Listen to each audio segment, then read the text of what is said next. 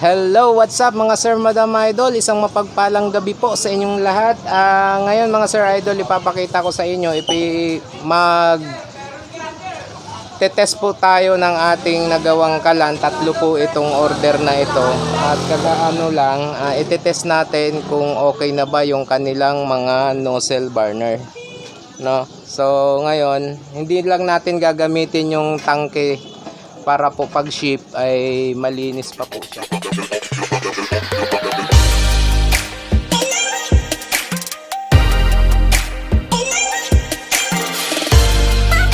So una guys, ang gagawin natin,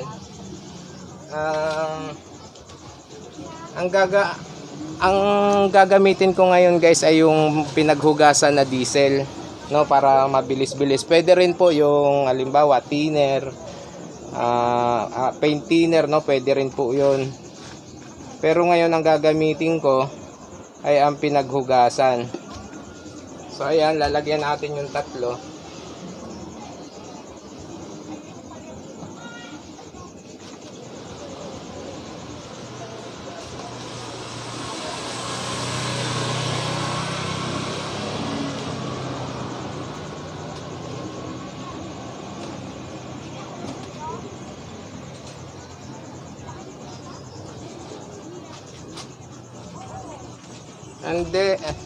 And then as usual, yung karton po yung ating ginagamit.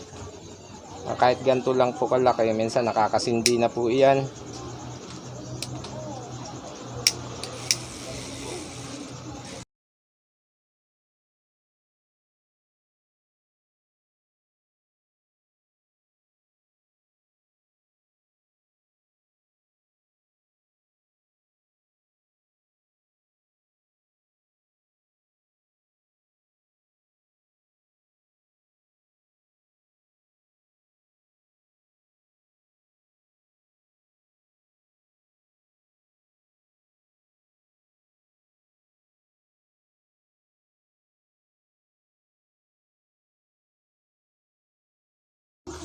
Yun natin nga palang mga sir idol, Calandius oil ay meron na po itong oil level regulator, no? Pero hindi po natin maano ngayon dahil hindi nga po tayo sa tangke gumagamit. So, hindi natin makikita yung halimbawa kung titingnan talaga natin siyang pumapatak. Pero ang mahalaga makita natin yung kanyang apoy para maging satisfied naman po yung ating buyer.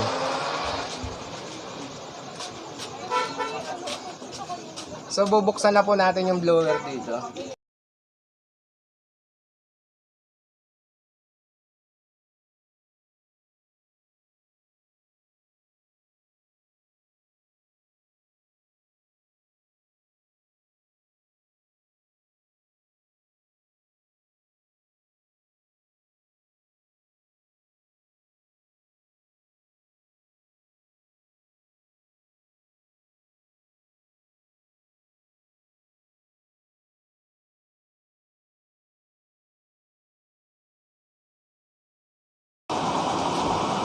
Mga sir idol, preheat tayo. Antayin nating umangat yung apoy kasi malamig pa po yan hindi pa po ganun kainit, no? At sa ating linya ng langis, kung napapansin nyo may umuusok dahil po siya, no? Wala po siyang lamang langis. Try na lang nating pihitin konti para lumihis yung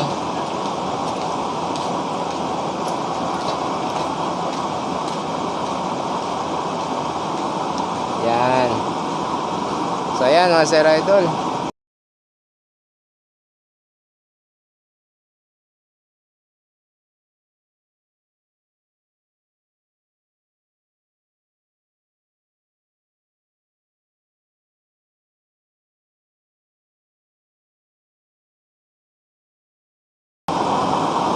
Yung dalawa sa dulo mga sir idol is lumabas na po yung kanilang apoy. Itong dito na lang ang hindi.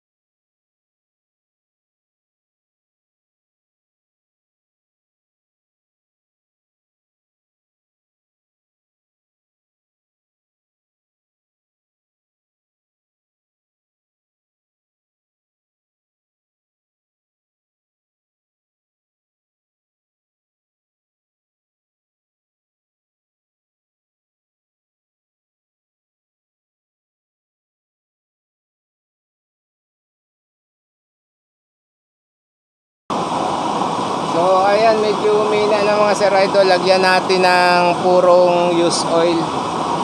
No, lagyan natin.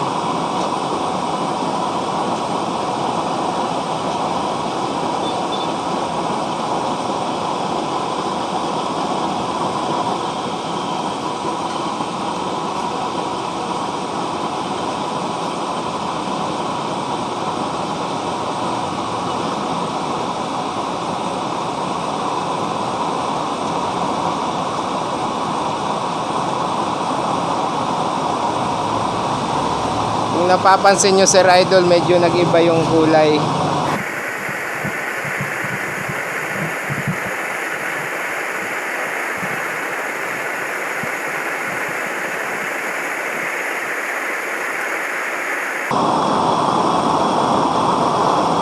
Try natin. Kung mapapansin nyo, may nagdidilaw-dilaw. Pero pag sinalangan po natin yan, blue po yan. Yan ah. Andyan dito. Blue po yan mga sir idol. Itong isa kung mapapansin nyo, madilaw siya. Pero pagka may salang po yan, blue po yan.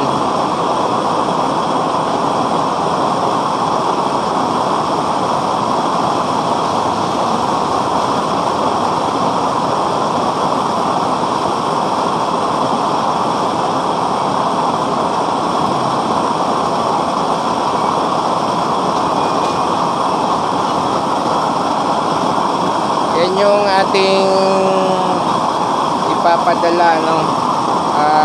Ito po order po ito sa ano ng taga Bacolod. Ipapaship pa po natin ito. Ang kulang na lang nito ay yung itong dito, yung pinakasahig. Yun na lang po, and then yung pangsahod po ng yung frame ng pangsahod ng ating oil level regulator. Yun na lang po ang kulang.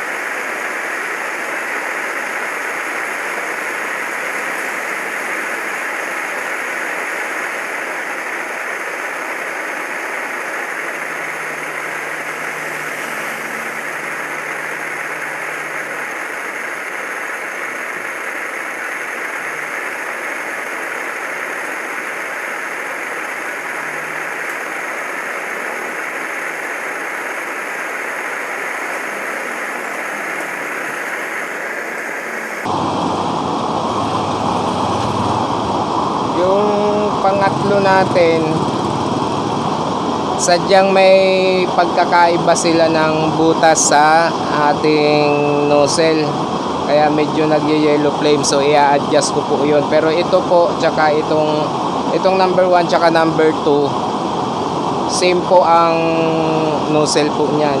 Yung pangatlo po iba, bagong gawa ko po yun. Tinetesting ko kung ano po ang kalalabasan. So nakipansin ko nagye-yellow flame siya, kaya i-adjust ko pa po yun mga sir, madam, idol.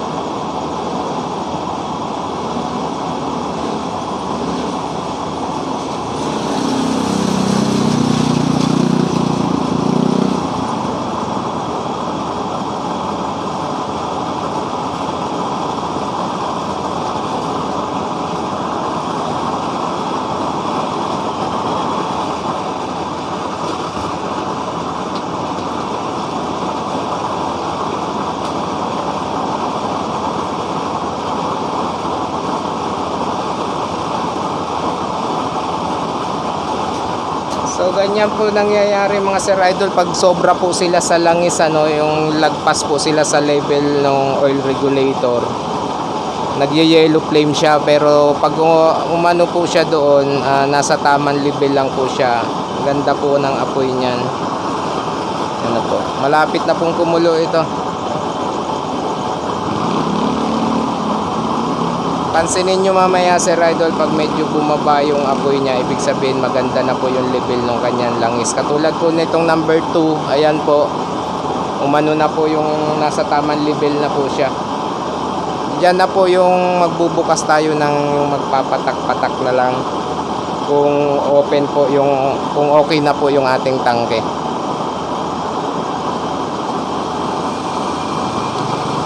Iba talaga yung kabila, yung number 3, no, may i-adjust akong butas dyan kasi itong 1 and 2 pareho po ito, kaya kung mapapansin nyo, ayan po, halos ano siya, ayan po, kumukulo na, oh. Sir Idol, kumukulo na yung ating tubig. Ayan, so tanggalin natin.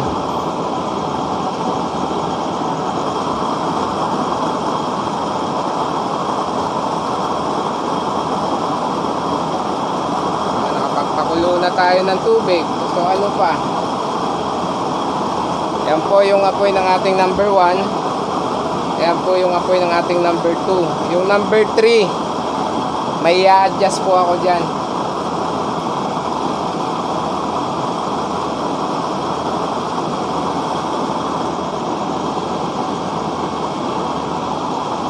So ayan mga Sir Idol, hanggang dyan lang ang pag-testing natin ng ating Kalandi use oil. 3 kalan sabay-sabay po nating tines. Bye bye.